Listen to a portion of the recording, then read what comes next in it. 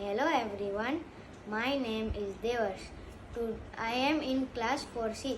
Today I am going to speak about how I achieve my goals. My dream is to solve a Rubik's Cube. My sister has 4 types of Rubik's Cube.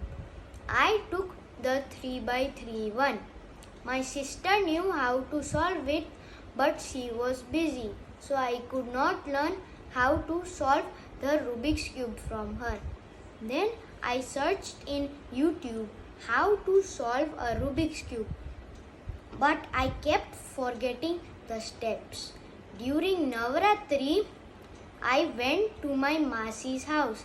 There, my cousin taught me how to solve the cube, and then I did it.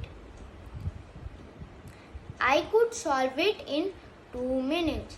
I can show you how fast I can solve it.